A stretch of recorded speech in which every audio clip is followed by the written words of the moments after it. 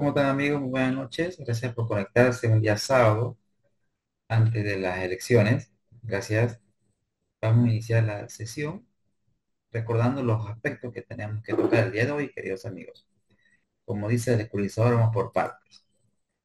Bien, eh, estamos viendo acá lo esencial es entendiendo las finanzas de tu negocio. Y básicamente, si queremos nosotros entender las finanzas de negocio, tenemos que primero entender lo que es un análisis financiero, queridos amigos. Y es por ahí donde hemos comenzado. Hemos analizado la situación económica y financiera de un caso de estudio que titulaba Vidal Hijos, donde ahí hemos recordado las principales razones financieras, queridos amigos. Ahora vamos a ver en la segunda parte de la sesión, vamos a aprender a construir flujo de caja en dos aspectos. En los aspectos históricos vamos a aprender a hacer un estado de flujo de efectivo y en los aspectos ya de gestión vamos a hacer un presupuesto de caja. Luego vamos a ver, dentro del curso, vamos a ver amigos el análisis de costos, márgenes, básicamente el análisis costo, volumen, utilidad. Y vamos a ver algunos aspectos fundamentales de cómo separar las finanzas personales del negocio, los errores comunes que tenemos los emprendedores, de mezclar nuestras finanzas con las finanzas de la empresa. Bien, y obviamente todo lo que estamos haciendo es con base a plantilla de Excel.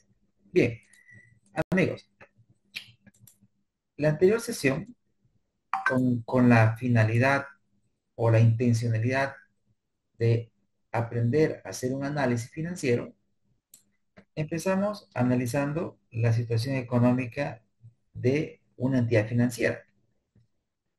Y para entender, para aquellas personas que no tuvieron la clase anterior, vamos a recordar cómo funciona el modelo de negocio de una entidad financiera. A ver, ¿cómo funciona el modelo de negocio de una entidad financiera? Recordemos un poco, amigos. Acá tenemos el balance de una entidad financiera. Tenemos el balance de una entidad financiera. El balance de una entidad financiera, donde lo vamos a partir en dos. Lo vamos a partir en dos. Y aquí que tenemos, acá tenemos las obligaciones con el público. Las obligaciones con el público. Las obligaciones con el público. Entonces, ¿qué es lo que sucede? Sucede que aquí tenemos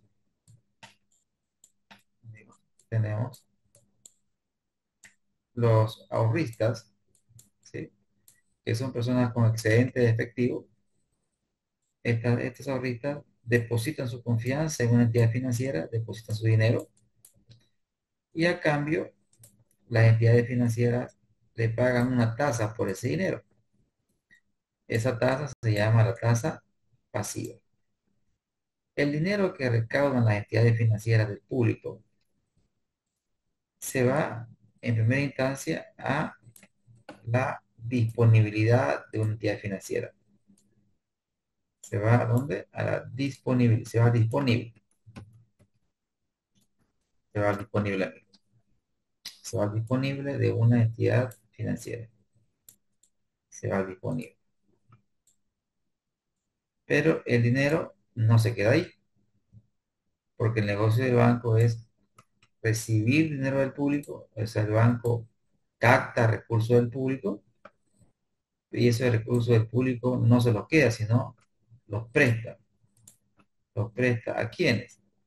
Aquí da lugar otro concepto importante que es la cartera de crédito. La cartera de crédito. La cartera de crédito de una entidad financiera, amigos. Entonces, ¿cuál es la lógica de la cartera o cómo se genera la cartera de crédito de un banco? Sucede que así como hay personas que tienen excedentes y esos excedentes los pueden ahorrar, también tenemos aquí en el otro lado, tenemos a los empresarios. Esos empresarios necesitan dinero para poder seguir invirtiendo en el país. Entonces los bancos le prestan ese dinero y a cambio estos empresarios le pagan una tasa al banco. Se llama la tasa activa. Entonces tenemos tasa activa, tasa pasiva. Eso da origen a un concepto que se llama margen financiero. El margen financiero es la diferencia entre la tasa activa, amigos, menos la tasa pasiva de un banco. Ese es el margen financiero. Es lo mismo que decir el margen de contribución en una empresa cualquiera. El margen de contribución unitario de una empresa es el precio de venta menos el costo variable unitario. El margen de contribución es,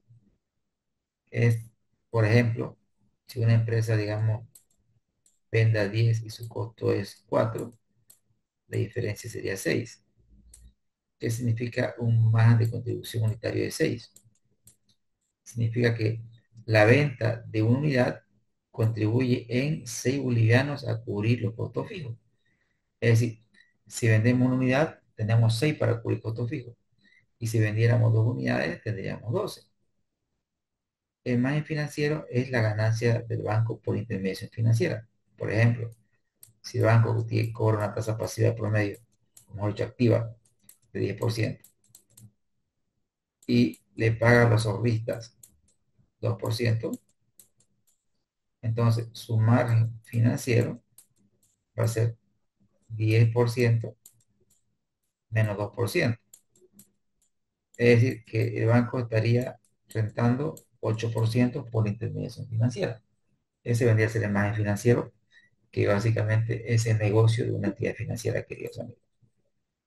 Ahora bien, pero ahí no termina la historia. Un banco necesita activo no corriente para poder operar, necesita infraestructura.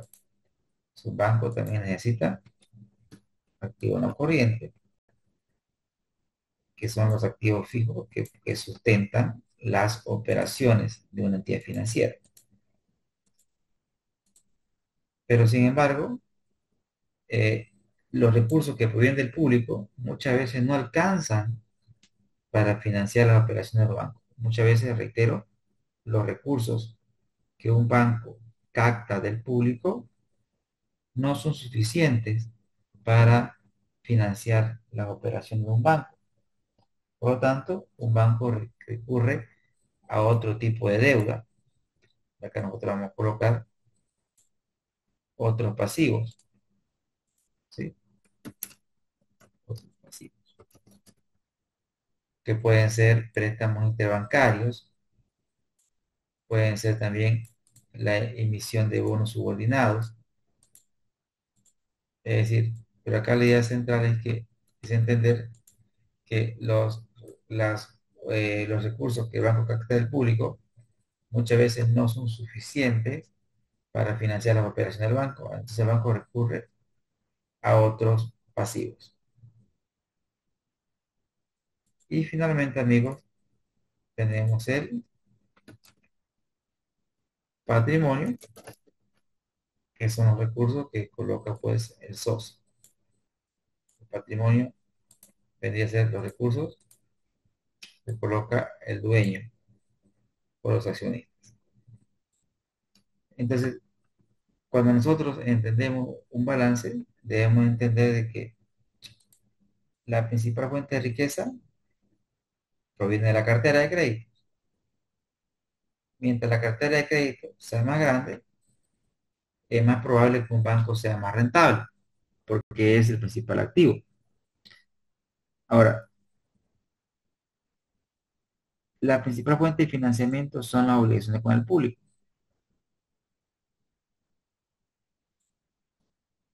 Esta es, amigos, la principal fuente de financiamiento. La principal fuente de financiamiento de un banco son las obligaciones con el público y es la fuente de financiamiento menos costosa. Es decir, es la fuente de financiamiento de menor costo. Entonces, ¿cuál es la idea?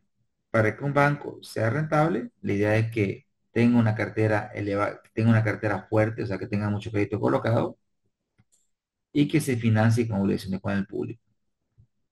Ahora, esta otra fuente de financiamiento no son convenientes para un banco debido a que las tasas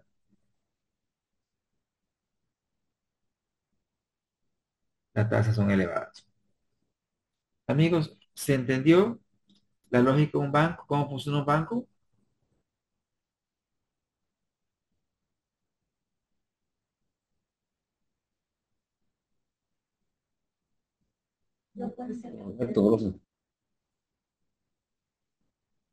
Amigos, ¿queda claro?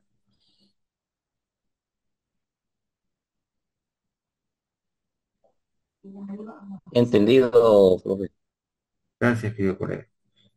Entonces, con base a esa introducción, amigos, voy a dejar de compartir la pantalla. Voy a dejar de compartir. Y me voy a ir al Excel. Y nosotros estábamos haciendo el análisis CAMEL. El análisis CAMEL básicamente es un conjunto de razones que nos permiten ver la salud económica y financiera de un banco.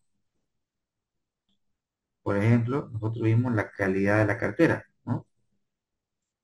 Por ejemplo, vamos en orden. Primero vimos la estructura de activos.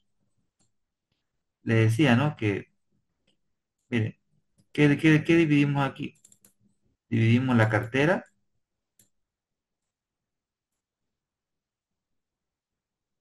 sobre los activos. ¿Qué significa, por ejemplo, este valor? Que al 31 de diciembre de 2024, del 100% de los activos, el 79,3% se encontraba en la cartera de crédito. ¿Qué es lo que busca un banco? Un banco busca que la cartera sea cada vez más pesada con relación a sus activos. ¿Por qué? Mientras la cartera tenga un mayor peso o importancia,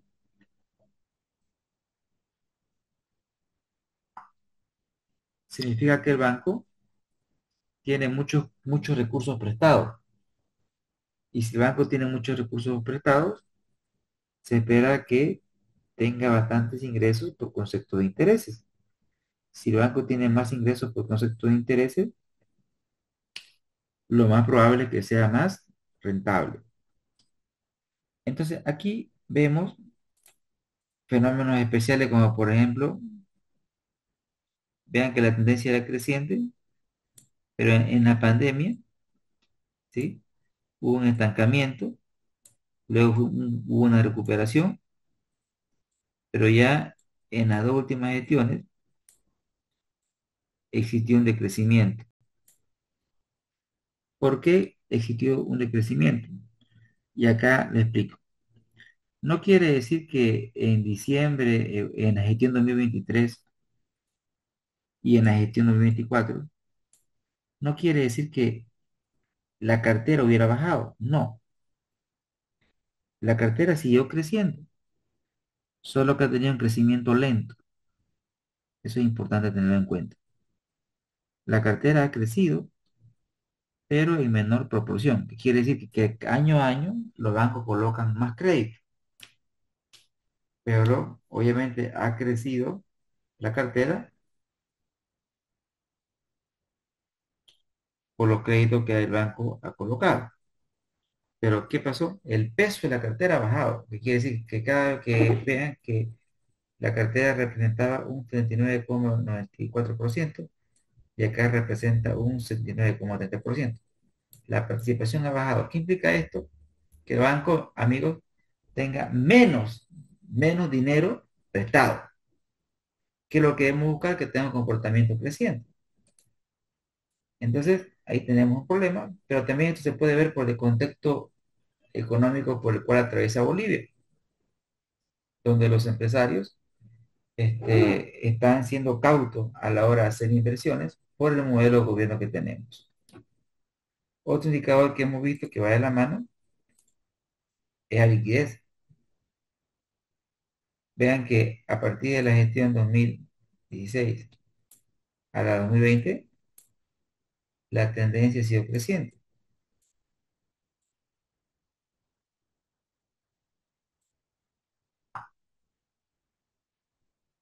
Al cierre del 31 de diciembre, vea que el nivel de liquidez fue elevado, ¿sí? Fue elevado.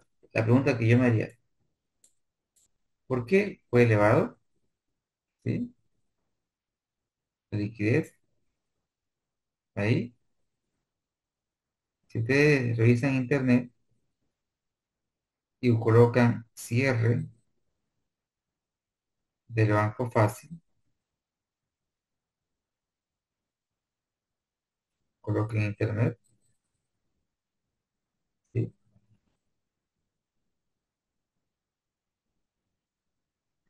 Entonces, en el 2021, vean que no está el efecto del Banco Fácil, porque dice que Banco Fácil fue intervenido por la ASFI en abril de 2023. Aquí podría estar el efecto fácil. Entonces, ¿qué pasó en la gestión 2021, amigos? Recuerden que en 2020 tuvimos el COVID, ¿no ven? Y en el 2021 seguíamos con los efectos del COVID. ¿Qué quiere decir? ¿Por qué los bancos tenían de todos sus activos, amigos, el 42,78% está en disponible? ¿Sí? En disponible. Con relación a las obligaciones con el público, acá hago una aclaración. Aquí lo que estamos viendo fundamentalmente es la liquidez de un banco. Y vean que cómo mido la liquidez, lo que tiene el banco, que es el disponible, que es el cash, versus las obligaciones con el público. ¿Qué quiere decir un 42,38%? Quiere decir que el banco tiene un nivel de disponible para cubrir hasta un 42,68% las obligaciones con el público. Esto, amigos, uno pensaría, pero no es poco, debería ser 100%. No vamos a pensar, amigos, ¿será que si el día de mañana, o mejor dicho, el lunes,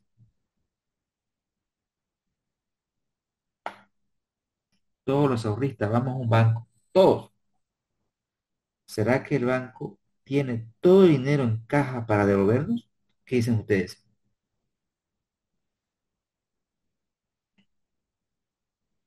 ¿Será que el banco tiene todo el dinero? O sea, imagínense que todos vamos el día lunes, por alguna razón, al banco a retirar nuestros ahorros de toda la vida. Yo le pregunto a ustedes, ¿será que el banco cuenta con el disponible en caja para decirnos? Definitivamente no. Pero, correcto, no, no. Porque el banco pues tiene prestado ese dinero, ¿no es cierto? Pero el nivel de liquidez inmediata de un banco es elevado. Por ejemplo, yo he visto empresas que tienen una liquidez inmediata, miren, del 2%. Y acá vemos que el banco está por encima del 20%. Entonces, ¿qué sucede? Una empresa, amigos, se puede dar el lujo de tener bajo nivel de liquidez inmediata. ¿Por qué? Porque recuerde usted que una empresa puede planificar los pagos y de hecho las empresas planifican los pagos. ¿Qué quiere decir? Recuerden que las empresas tienen obligaciones con los proveedores, pero con los proveedores la empresa negocia cuándo le tiene que pagar. Por lo tanto, una empresa no requiere tener mucho dinero disponible. Pero yo les pregunto a ustedes, un banco, por ejemplo, este, usted cuando va a ir al banco a retirar su dinero, usted le dice al banco, ¿sabe qué? Don Banco X, mañana voy a estar a las 3 de la tarde, por favor, apárteme mi dinero. En realidad, los bancos no funcionan así. O sea, en cualquier momento nosotros podemos apersonarnos a cualquier entidad financiera y decirle, ¿sabe qué? Deme todos mis ahorros. Podemos nosotros hacer eso. Entonces, ¿qué quiere decir esto? Que el pasivo de un banco, que son las obligaciones con el público, a diferencia de cualquier otro tipo de empresa, el pasivo es altamente volátil, que quiere decir que en cualquier momento nosotros podemos ir al banco y pedir nuestro dinero. Entonces, como en cualquier momento nosotros podemos ir al banco, es por eso que los niveles de liquidez de un banco están por encima del 20%, muy diferentes a cualquier otro tipo de empresa, queridos amigos. Entonces, ¿cuál es la idea? La idea de que el banco no debe tener ni mucho ni poco liquidez, o sea, ni mucha ni poca. El banco, como cualquier otra empresa, debe tener liquidez suficiente que le garantice poder operar en el corto plazo. Eso es lo que busca una entidad financiera, contar con la liquidez que le garantice operar en el corto plazo. Fundamentalmente, eso busca un banco, queridos amigos. Y observen que aquí, a partir de en estos periodos, el banco tenía mucha liquidez, ¿sí? Mucha liquidez. Es bueno. ¿Por qué el banco tenía mucha liquidez en estos periodos? Alguien nos puede ayudar con el análisis. Al cierre de la gestión 2020 y al cierre de la gestión 2021. ¿Qué pasó en esos años? Adelante con su análisis, por favor.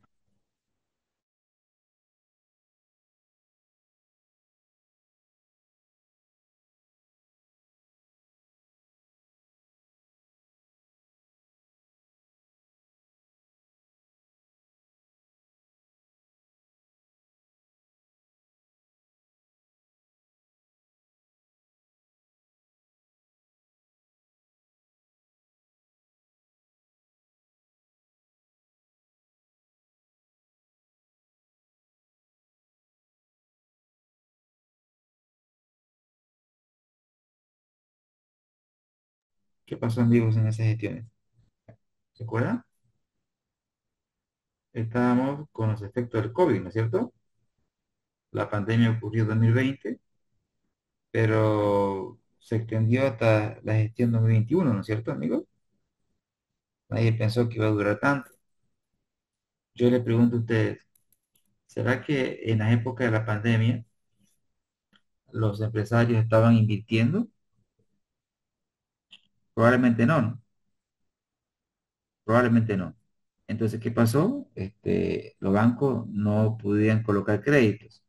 Entonces, todo el dinero que los bancos captaban se fue disponible porque no pudieron colocarlo en cartera. Entonces, la pasaron mal las entidades financieras en esas dos gestiones. Sin embargo, ya para la gestión en 2022 hay levemente una recuperación, ¿sí? Porque hemos pasado de un 42,28% a una liquidez inmediata de 33,13%. Pero la idea es que este indicador no sea alto, sino que sea el necesario para que una entidad financiera pueda operar con normalidad, queridos amigos. ¿Se entendió, amigos? El- la interpretación de la liquidez inmediata de un banco y de por qué tiene que ser tan elevada. Pregunto.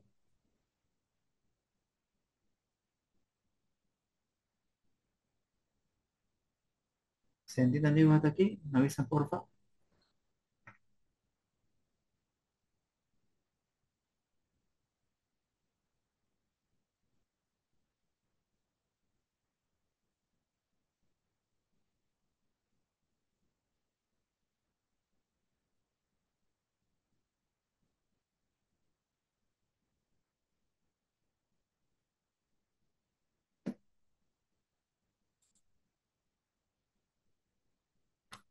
No queda claro, Félix.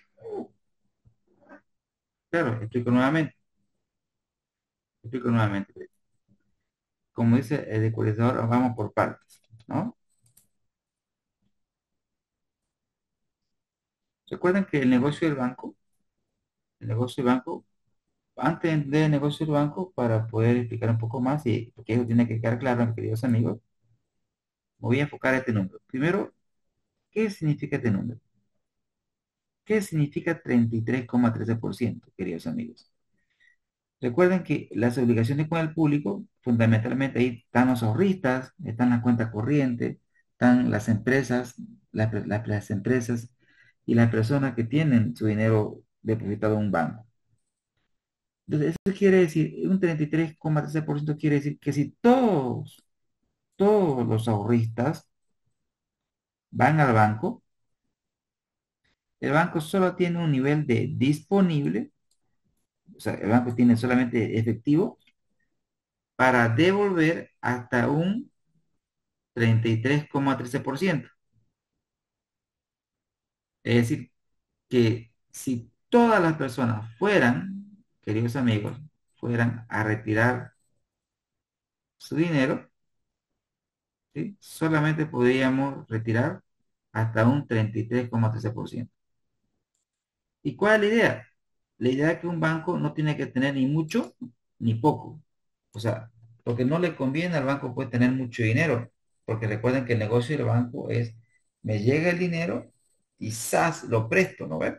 Entonces, lo ideal es que su liquidez inmediata sea la suficiente. No le conviene tener mucha liquidez inmediata. ¿Por qué?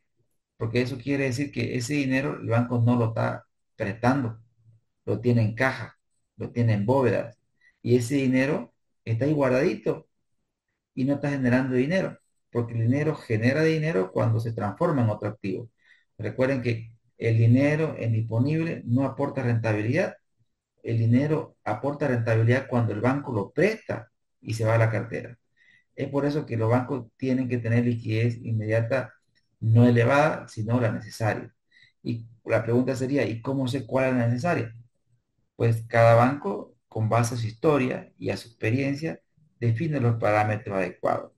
Para cómo sabemos que un banco tiene una buena liquidez, podríamos contrastarlo con un par, es decir, me comparo con la competencia para ver cómo estoy, cómo está mi posición de liquidez. O también me puedo comparar con el sistema. Pero acá el mensaje central que no es negocio para un banco tener mucha liquidez, pero tampoco no es negocio tener baja liquidez. Si tiene una liquidez inmediata muy por debajo del sistema o muy por debajo del competidor, ¿cuál es el mensaje?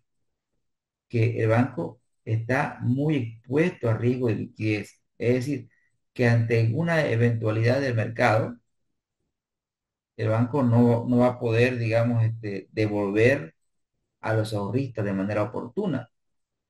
E imagínense, amigos, que el negocio de un banco pues es la confianza. Imagínense usted si va a su banco y le dice, ¿sabe qué, don Juan? Espere, no tenemos ahora su dinero, véngase mañana. ¿Qué hace usted? Inmediatamente agarra un WhatsApp, le avisa al amigo, el amigo le dice al amigo y así se corre el rumor. Y créame que al otro día aparece una cola enorme de gente queriendo retirar su dinero. ¿Se entiende? Pues nosotros ya tenemos experiencia en eso en Bolivia, experiencia nueva, como fue la del Banco Fácil. Por ejemplo, la liquidez inmediata del sistema más o menos era de 30% y la de Fácil era como de 8%. O sea, ya había síntomas de que ese banco tenía problemas de liquidez. Entonces, amigos, un banco no es negocio tener mucha liquidez, pero ojo, tampoco puede tener una liquidez muy por debajo del sistema porque eso pone un banco a riesgo de liquidez. Y un banco no puede darse el lujo de decir no tengo su dinero, ¿sabe que venga ese otro día? Amigos, ¿se entiende hasta aquí? ¿Me estoy viendo explicar bien? ¿Ahora sí quedó claro? ¿Sí? ¿Me avisen, por favor?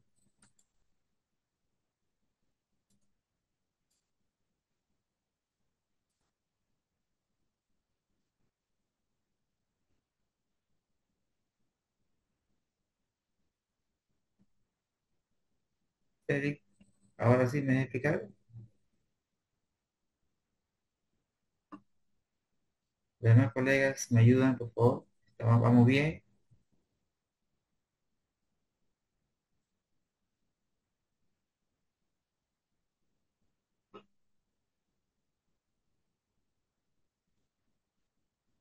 Gracias. Gracias, amigos. Bien. Entonces, otro indicador que hemos visto es la calidad de la cartera. Miren, ¿qué indica esto? Este índice es la cartera vencida más ejecución. ¿Qué quiere decir esto, queridos amigos? Que son todos aquellos clientes que por alguna razón no han pagado de manera oportuna su cuota, o peor aún, ya está en ejecución. ¿Qué quiere decir? Ya el banco está de alguna manera ejecutando las garantías. Este número, mientras más pequeño sea, mejor. Pero observen cómo está este indicador, queridos amigos. Cada vez la mora del sistema financiero, bueno, en realidad de este banco que estamos analizando, yo te le digo el nombre, estamos viendo el Banco Fortaleza de Bolivia. Pero, ojo, cuidado que pensar que es solamente Fortaleza, ¿no? En realidad, este patrón de que la mora va creciendo no es un patrón solamente de este banco, es un patrón que está ocurriendo lamentablemente, queridos amigos, en Bolivia, en Bolivia. Y yo les pregunto a ustedes, ¿por qué la mora, por qué la mora está subiendo? La mora sube por dos aspectos fundamentales. Pongámonos a pensar, amigos, un cliente, ¿por qué no paga su crédito? Por dos razones, o porque no puede o porque no quiere. En este contexto que estamos viendo, es altamente probable que los clientes no paguen porque no pueden, porque Bolivia está atravesando problemas económicos, amigos. De hecho, ya saben que la tasa de crecimiento del primer semestre de este año fue negativa. Primera vez en la historia. No, o sea, no en la historia reciente, digamos, ¿no? Recuerden que Bolívar tuvo problemas económicos muy serios del 80 al 85. Pero después de tanto tiempo, queridos amigos, la economía boliviana no ha crecido, sino ha decrecido. Es decir, en el primer semestre de la gestión 2025, la tasa de crecimiento del Producto Interno Bruto de Bolivia ha sido, queridos amigos, negativa. Ahora, ya nosotros lo podríamos advertir, porque fíjense ustedes, lo que le pasa a un banco, o sea, si usted mira los números de un banco, usted está viendo automáticamente los números del país, porque dice un dicho que la banca es el mejor termómetro de la economía de un país. Si quieres ver cómo está cualquier país, mira los números de la banca. Y vean ustedes, la mora estaba en crecimiento. Y eso obviamente no es un indicador alentador para la economía de cualquier país, queridos amigos. Pero eso es lo que estaba pasando con los bancos. Amigos, ¿se entendió la mora y la relación con la economía? Y obviamente que no es bueno que la mora sea tan elevada y por ahora que tenga un crecimiento sostenido como lo estamos viendo ahora en sus pantallas. Amigos, ¿se entiende? ¿Vamos bien? ¿Hasta aquí?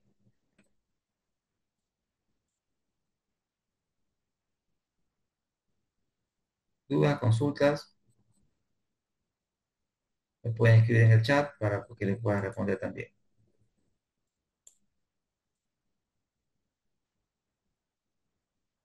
Hasta aquí, coleguitas, consultas, dudas. ¿Vamos bien? Una consulta, profe. Adelante, colega. El caso de se me fue el internet y medio me perdí, pero quisiera volver a lo anterior punto cuando hablaba sobre la colocación que hace el público del dinero al banco. ¿En qué calidad lo hace el público? ¿En depósito a plazo fijo? ¿En caja de ahorro? Porque de caja de ahorro uno puede retirarlo, ¿no es verdad? Y en el momento que guste, pero un plazo fijo creo que tiene un tiempo y me imagino que el banco también prevé eso, ¿no? Y verá, bueno, en este tiempo si vienen, ¿qué digo? Los prestatarios, digamos, los prestamistas a realizar el cobro, bueno, puedo ver esta parte que tiene, me imagino, un plazo de vencimiento que son las de que depósito a plazo fijo, muy diferente de la caja de ahorro, pues si no quiere lo retira, ¿no? En un momento así, ¿no? Sobre ese caso tenía dudas, ¿en qué calidad va obtiene el banco ese dinero para en caso de devolver, digamos, ¿no? Porque, como decía, si toditos van y acuden al banco mañana o el lunes, la verdad que en ese caso, no me recuerdo el porcentaje, pero tenía para devolver, ¿no? Eso incluye lo que es depósito a plazo fijo y más la caja de ahorro o algo así, o cuenta corriente, si va al término. La pregunta es pertinente, quería colega, claro que sí. Miren ustedes, la pregunta del colega es, fundamentalmente, cuando nosotros hablamos de este ítem, el ítem de obligaciones con el público, la pregunta sería, ¿qué engloba este ítem? ¿Qué engloba las obligaciones con el público? Y ven ustedes que en la parte inferior, dicen, aquí dice liquidez, obligaciones con el público 4. Bajamos amigos, y acá, 4. ¿Sí? Generalmente, ¿qué engloba las obligaciones con el público? Fundamentalmente, este, cuando hablamos del punto 4 estamos hablando de caja de ahorro, ¿sí? Caja de ahorro, de aquí, caja de ahorro, cuenta corriente y DPF a 30 días, ¿sí? Entonces las obligaciones son caja de ahorro, que las cuentas corrientes de las empresas y los DPF a 30 días. Es correcto lo que usted dice, con un DPF a 30 días, obviamente que los DPF, eh, el cliente obviamente puede pedir que le devuelva su DPF, la respuesta es si el cliente quiere, sí, pero bajo cierta penalidad, ¿no ve? Porque obviamente es un depósito a plazo fijo. Si yo cumplo el plazo, obviamente voy a recibir cierto interés, pero si quiero mi dinero antes del plazo, seguramente debe existir una penalidad. Pero la mayor parte de las obligaciones con el público, o sea, la mayor parte de este ítem que estamos analizando, amigos, la mayor parte de este ítem, estamos hablando de liquidez, la mayor parte de este ítem corresponden a cuentas corrientes y caja de ahorro, la mayor parte. La menor parte son de PF. Y por lo tanto, como son cajas de ahorro y son cuentas corrientes, en cualquier momento, tanto las personas naturales como las personas jurídicas podían ir a un banco y retirar su dinero. Y por lo tanto, el banco debe contar con ese disponible. Para esto lo primero. Ya para el tema de los DPF, como bien le decía el colega, eso el banco puede programar la devolución, ¿no? Eso tiene un mayor grado de certidumbre, ¿no? Lo que tiene alto grado de incertidumbre son las obligaciones con el público, fundamentalmente caja de ahorro y cuenta corriente. ¿Respondí su pregunta, coleguita? Gracias. Ahora entendimos. Muchas gracias. Gracias a usted, colega, por la pregunta. Bien, entonces amigos, ya hemos visto tres indicadores. Miren, no vamos a ver todos, solamente vamos a ver los indicadores más relevantes. Tenemos liquidez. Otro indicador que es importante es la solvencia de un banco. Sí, la solvencia de un banco. Denme un segundo, por favor. Denme un minutito. Voy a cargar mi computadora. Y me está pidiendo auxilio. Denme un segundo.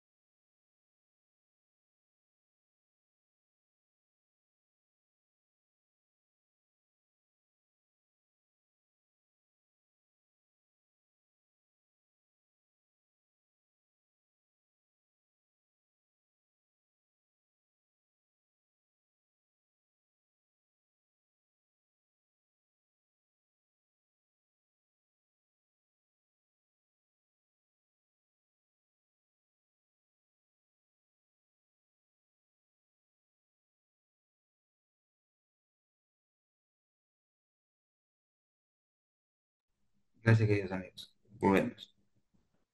Comparto nuevamente la pantalla. Bien.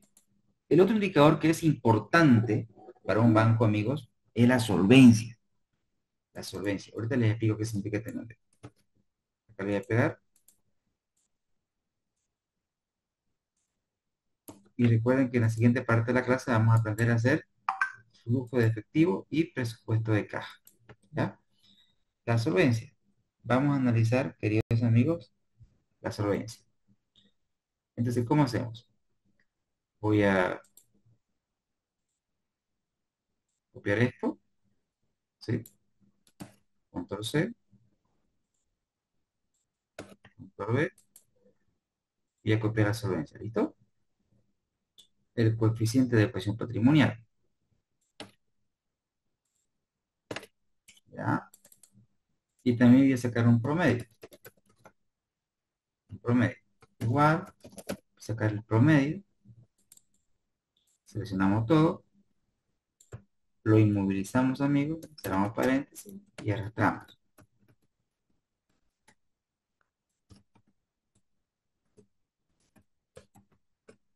Vamos a hacer un gráfico, ¿listo? Aceptar, gráfico recomendado, perfecto. Vamos a tirar el grafiquito este, para que sea más visible. Vamos a eliminar esto, ya. La línea también la vamos a eliminar. Y aquí,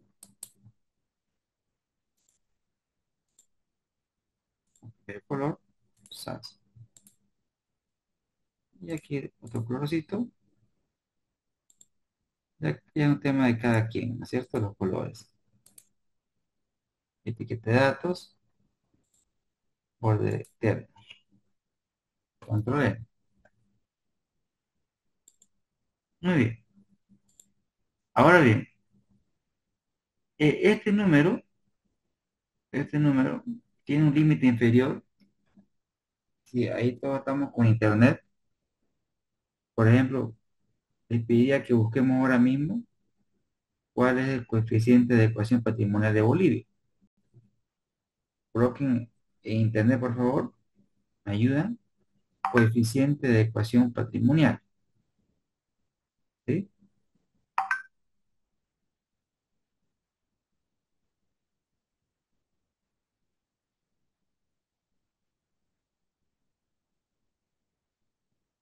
¿Me ayudan? Por favor, yo también lo voy a hacer. Coeficiente de ecuación patrimonial en Bolivia. Coeficiente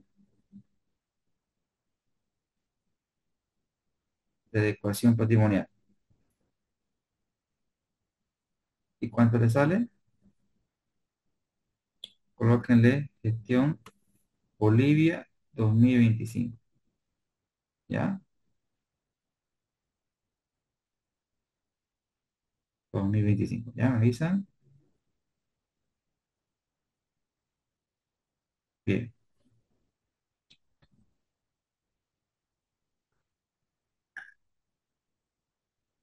10%, ¿no, amigos?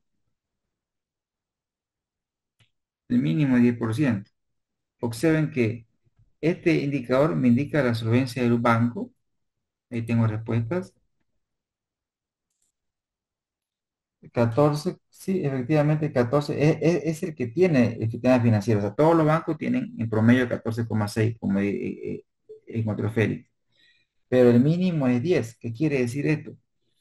Que el límite inferior es 10. ¿Qué quiere decir? Que si, ¿qué pasa? ¿Qué pasaría, por ejemplo? 10 debe estar por acá, amigo, ¿no? Miren. Bueno, bueno, pues podemos, y acá puedo hacer un gráfico, ¿no? Límite inferior, le puedo decir. Límite inferior. Límite inferior. Vamos a asumir que sea 10% para toda la gestión, ¿ya? Eh, Límite inferior.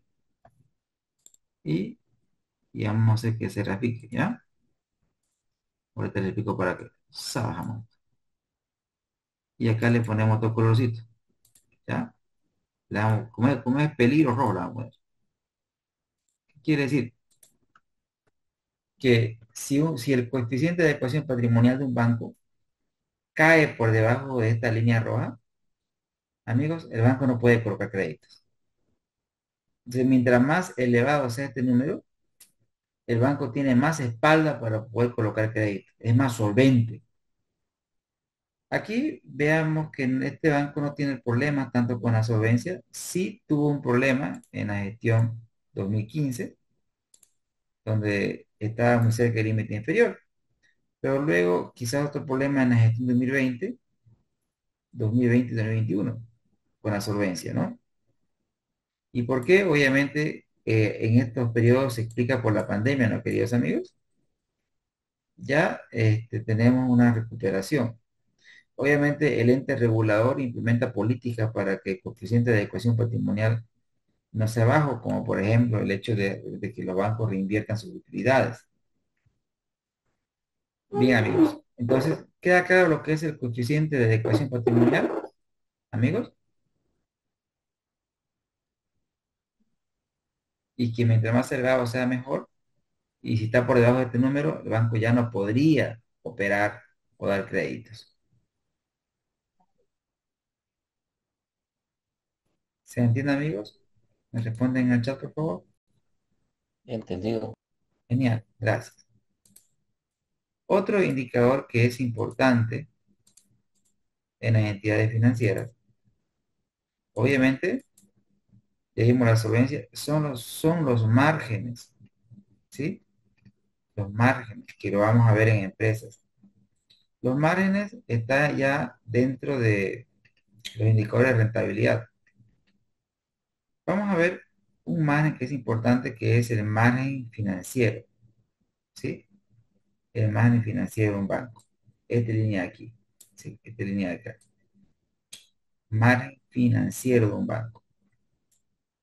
Entonces, ¿qué voy a hacer? Voy a crear una nueva celda y voy a analizar con ustedes el margen financiero de un banco.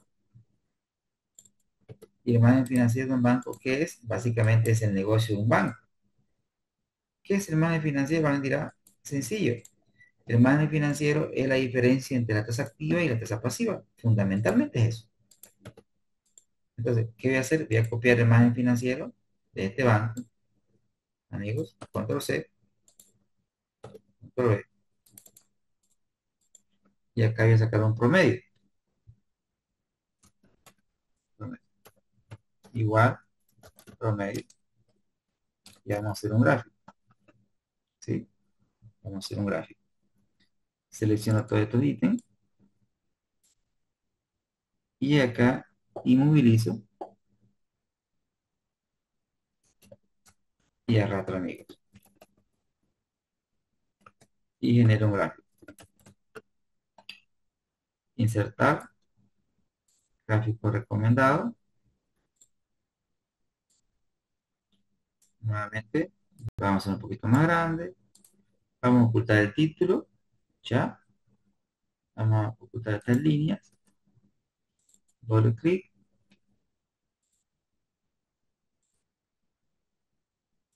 Ya.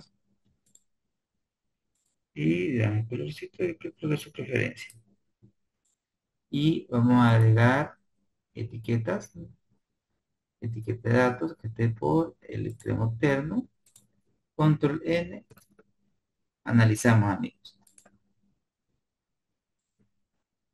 Amigos, yo les pregunto a ustedes, si el margen financiero es la diferencia entre la tasa que el banco le cobra a los ahorristas, mientras menos la tasa pasiva, ¿qué es lo ideal? ¿Que el margen financiero de un banco suba o que baje? Tenemos que verlo desde la óptica de un banco, ¿no?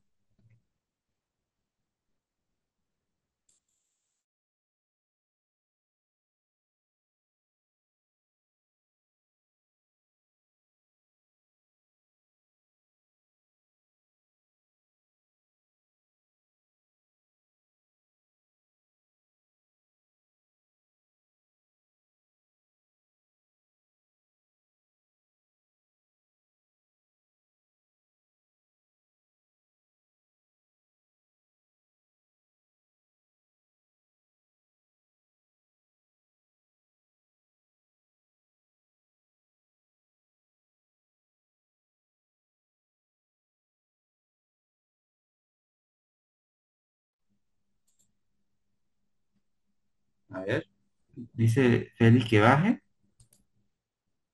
Quizás para entender el margen financiero de un banco, ¿les parece si hablamos del margen de una empresa? Bajemos un poquito, ya que dije, el margen en una empresa, amigos, no se le llama margen financiero, se le llama margen de contribución, ¿sí? El margen de contribución de una empresa es el precio de venta menos el costo variable unitario. Por ejemplo, si una empresa tiene un precio de venta de 10 y tiene un costo variable unitario de 3, ¿cómo calculo el margen de contribución unitario? Simplemente es 10 menos 3, que sería 7 bolivianos por unidad. ¿Y qué significa eso? Si esta empresa, por ejemplo, vende una unidad, esa unidad que vende contribuye en 7 bolivianos a cubrir sus costos fijos. Recuerde que el problema de las empresas son los costos fijos, amigos, ¿no?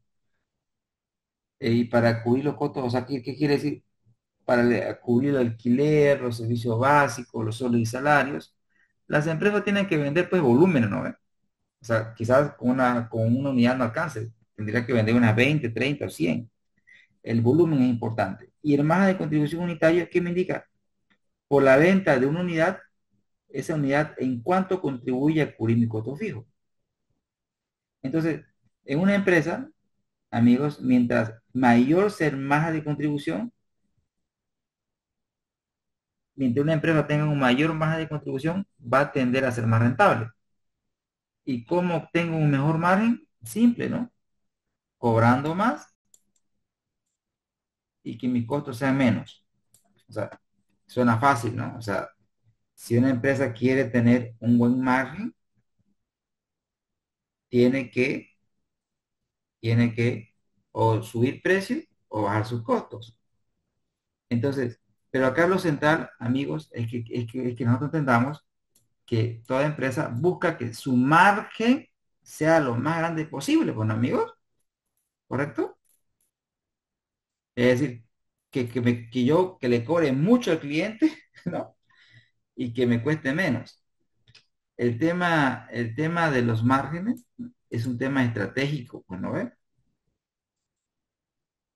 Me explico, amigos. Por ejemplo, hay negocios que apuestan a vender harto. Los negocios que apuestan a vender harto eh, son negocios que apuestan a volumen. Usualmente usan la estrategia de liderazgo en costo. Por ejemplo, eh, en este curso tenemos bastantes estudiantes también de la universidad pública. Entonces, en los alrededores de la universidad pública hay restaurantes que tienen bajos precios y por lo tanto tienen bajos márgenes. Entonces, estos restaurantes apuestan al volumen, no al margen. Su margen es pequeño. Pero si nosotros vamos a comer, por ejemplo, a Hard Rock, acá al Ventura Mall, o vamos a Brazánger, o cualquier otro restaurante de gama alta, esos restaurantes para empezar no paran llenos, pero tienen margen altos. Es decir, o hay negocios que apuestan al volumen, es decir, vender mucho, y hay negocios que apuestan a margen, que quiere decir el diferencial entre precio y costos tiene que ser alto, cosa que venda poquito y ya me vaya bien. Entonces, aquí lo que quería explicarle, amigos, es la lógica del margen, pero desde el punto de vista empresarial normal, pero que es la misma lógica de un banco, solamente que un banco, en lugar de precio de venta, tiene tasa activa. ¿Sí? El precio de venta de un banco sería tasa activa, que es la tasa que el banco le cobra a los empresarios.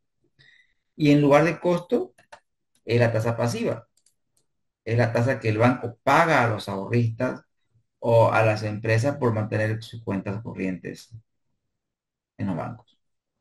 Entonces, amigos, queda claro que aquí es lo central. o lo que pretendo explicar o conversar con ustedes, es que todo banco pretende que su margen financiero sea lo más elevado posible. Amigos, ¿eso quedó ok? ¿Queda claro? ¿Me responden, por favor?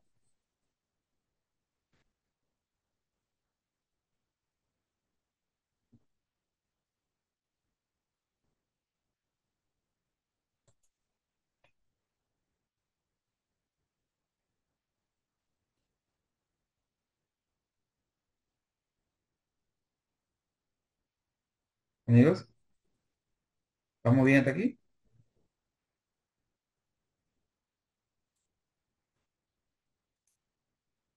Gracias, Félix. Muy bien. Continuando, amigos. Entonces, obviamente, aquí, este comportamiento es nada, para nada favorable. Porque usted, mire, si usted observa, el margen financiero de este banco ha ido decreciendo. La tendencia es decreciente. Ahora, ¿por qué se da esta figura? ¿Será un tema de un banco? No, generalmente no es un tema del banco. Sucede que existe el concepto de cartera regulada en Bolivia. Es decir, recuerden que la cartera, que es la principal fuente de ingreso de un banco, en Bolivia está regulada. El 60% de la cartera de crédito de un banco, escuchen bien esto, amigos, del 100% de la cartera de un banco, el 60% tiene que estar en crédito de vivienda social o productivo. Es decir, que todos los bancos tienen que, su cartera de crédito tiene que estar el 60% en crédito productivo de vivienda social. Vamos nuevamente a internet para ver con precisión las fechas. Le voy a pedir que busquen en internet, por favor, el concepto de cartera regulada.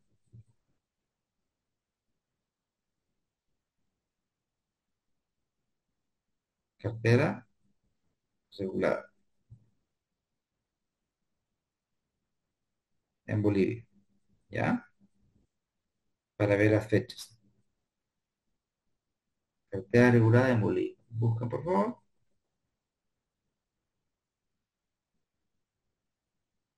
y me ayudan. Cartera regulada en Bolivia.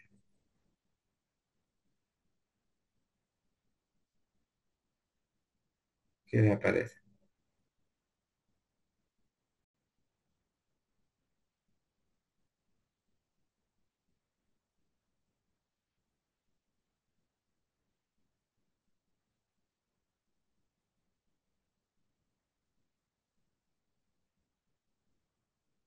Cartera regulada. ¿Qué les apareció?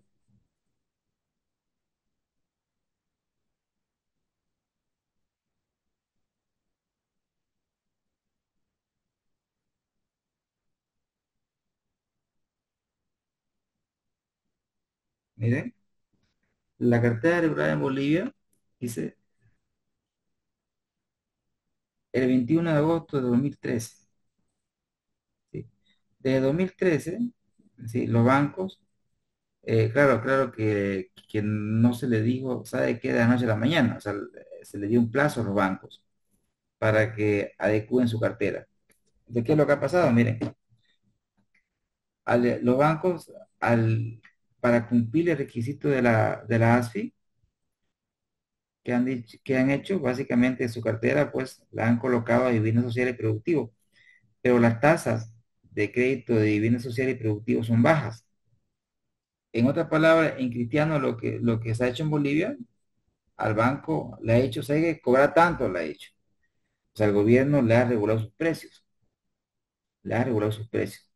El precio de venta de un banco es la tasa activa que cobra. Y la AFP le ha dicho, mira, tenés que cobrar tanto, le ha dicho. Ya en Bolivia existe la figura de usura, o sea, la mayor tasa que un banco podría prestar es 36% anual. Ya en Bolivia siempre existe un techo, si lo máximo.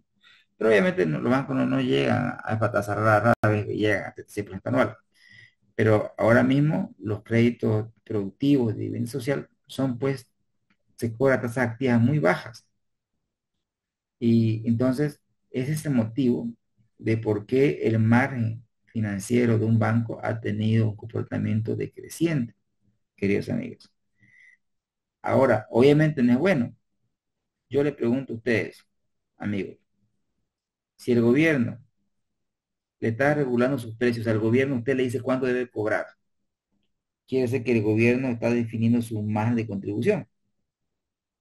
Yo le pregunto, ¿qué deberían hacer las empresas o qué hacen las empresas cuando su margen es pequeño? ¿O qué harían ustedes, amigos? Si mi margen cada vez es más pequeño, ¿qué hacen los bancos? Entonces, pensemos todos y lleguemos a una conclusión. Si mi margen cada vez es más pequeño, o en las empresas, si el margen de una empresa es pequeño, las empresas que buscan eficiencia operativa, ¿vale? ¿Qué quiere decir? Si mi margen está siendo más chico, yo como empresa que busco, caray, achicar mis gastos operativos. Es lógico, ¿no, amigo? Si usted margina menos, tiene que buscar ser más eficiente. Y es eso lo que han hecho los bancos en Bolivia. Han despedido a gente que mucha antigüedad y han contratado a jóvenes, obviamente con sueldos menores. Ahora, si el margen es pequeño, ahí tengo una respuesta en el chat.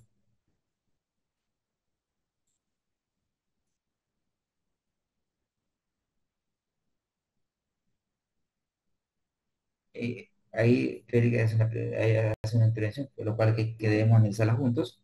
De hecho, Félix, cuando su margen de ustedes es más pequeño, el banco debería dar más crédito. ¿Vale? Es como una empresa, digamos, si su margen de usted es pequeño, o sea, la diferencia entre el precio y el costo, usted puede, precio menos costo, mi margen. Pero si mi margen es más pequeño, ¿qué es lo que debo hacer como empresa? Pucha, vender harto, bueno, ¿eh? Vender harto.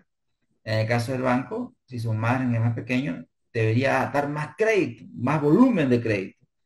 Si pierdo en volumen, perdón, si pierdo en margen, lo que perdí en margen lo debo recuperar en volumen, vender mucho. En el caso del banco, si mi margen es pequeño, debo dar mucho más crédito que antes. ¿Para qué? Para poder generar más dinero en términos absolutos. Pero ese no es el único camino. Así como debo dar más crédito para compensar la pérdida de margen con más crédito, también debo buscar ser más eficiente como bancos. Y es ahí que los bancos están usando tecnología, buscando que la gente no vaya al banco, ¿sí? Dice Félix, pero si la caja activo es menos, claro, claro, claro que sí. Pero lo que sucede, Félix, es que la caja, a ver, veámoslo así en contexto general.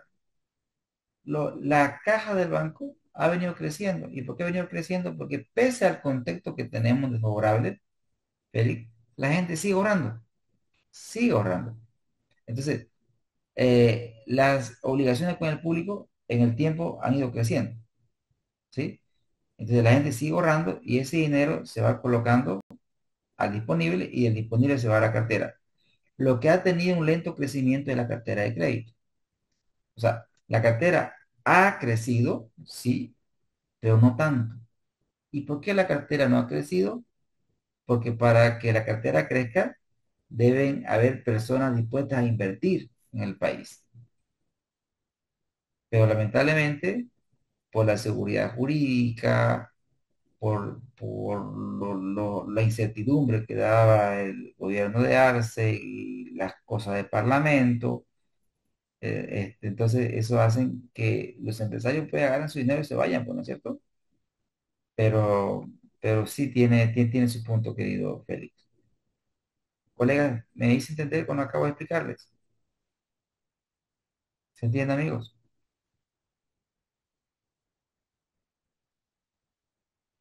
Gracias.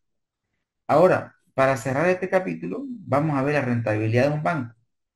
Obviamente, si mi margen te crece, no quiere decir que mi rentabilidad lo haga. De hecho, el banco tiene que revertir. O sea, si ya está bien, mi margen está un desastre. Entonces, lo que perdí en margen, lo debo recuperar con eficiencia. Debo buscarse más. El banco debe buscar, queridos amigos, ser más eficiente. Veamos si este banco lo ha hecho. Calculemos su rentabilidad, su ROE. ¿Listo? ¿Qué voy a hacer, amigos? Voy a ir a una pestaña más. O acá abajito lo voy a hacer. Voy a calcular el ROE. ¿Listo? La rentabilidad de un banco para cerrar el análisis Camel que hemos hecho. Vamos a ver su ROE. Aquí también. Ya. Ahí está.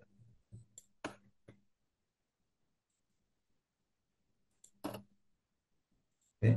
Y saquemos un promedio. Saquemos un promedio, amigos. Vamos a sacar un promedio en un segundo.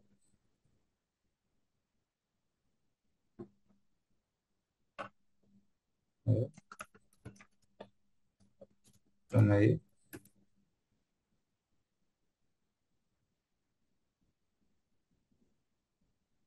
Y que es igual a eso. Igual. Promedio. Selecciono todo. Y arrastro. Y veamos. A ver.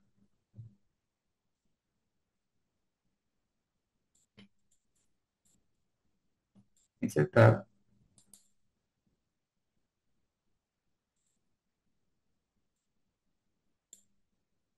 Miren, acá van a ver algo interesante. Miren, esto lo vamos a ya.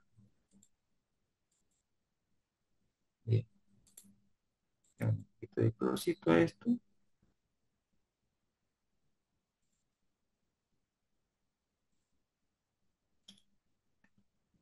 Vamos a dar este color. SAS.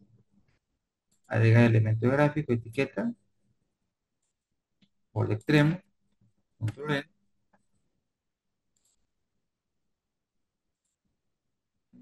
SAS.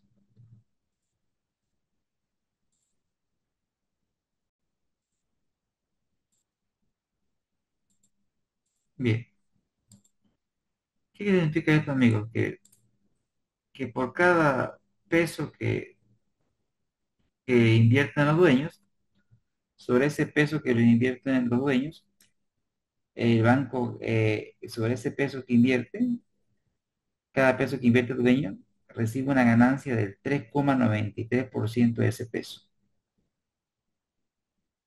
Es decir, que por cada boliviano que invierte el dueño del banco, ¿cuánto recibe de ganancia neta? 3,93. Amigos, vean la tendencia, eso María José, vean. Cada vez la rentabilidad de un banco tiene un comportamiento decreciente. Y recuerden lo que les dije antes, los bancos es como el termómetro de la economía de un país. Si al banco le da mal, al país le da mal. Ahora, pero aquí lo que quiero mostrarles es la velocidad de la caída. ¿Sí? Quiero hacer un análisis con ustedes. Miren, miren el análisis que voy a hacer. ¿Ya? Ahí. Ahí. Voy a calcular acá detalle. Voy a colocar bar, o sea, la variación. La bar, variación de qué? Del margen financiero. ¿Y la variación de qué? De ROE. Miren lo que es. Igual, ¿cuánto varía el margen financiero? Sería este señor menos este señor sobre este señor. Ahí está el margen financiero. Estoy sacando las variaciones, ¿ya? Y acá, amigos, ¿cómo varía el ROE? El ROE, por mejor dicho, este señor menos este señor sobre este señor.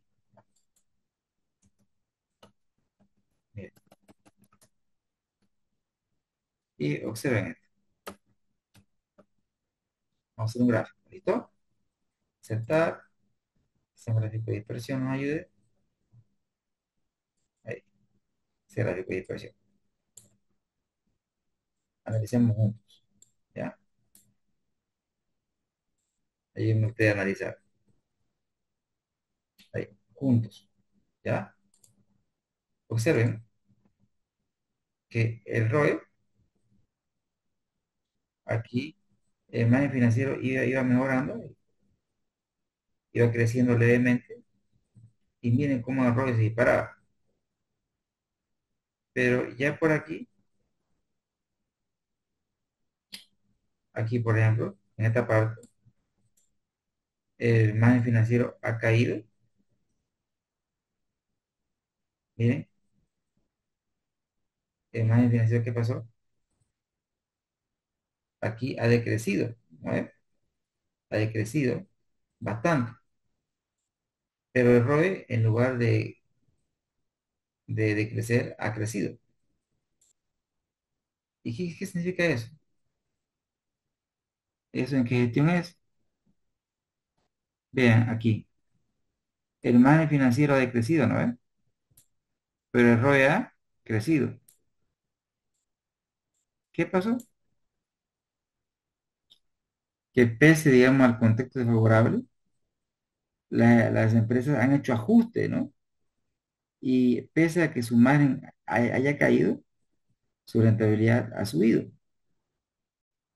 Pero miren la gestión 22, el margen financiero subió 10, pero ¿cuánto creció la rentabilidad? Solo 0,45%, amigos. ¿Qué quiere decir esto?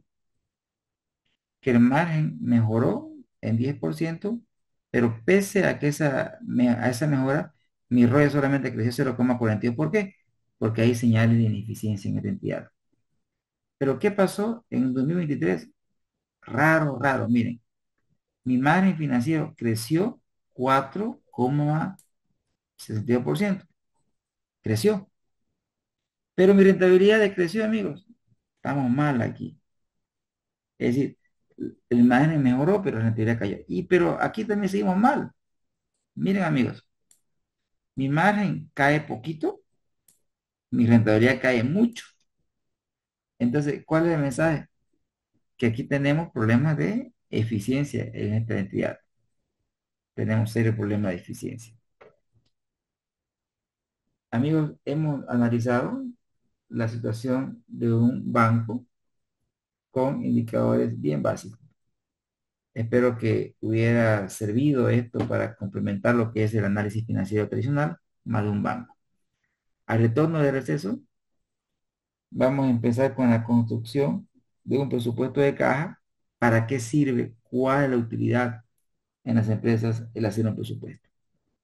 ¿Listo, amigos? Regresamos, por favor, en 15 minutos, ¿ya? Tomamos un café y volvemos para la segunda parte a darle con todo. ¿Listo?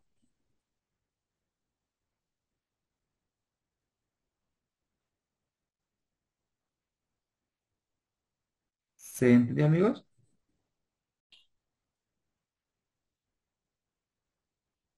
Hola, hola.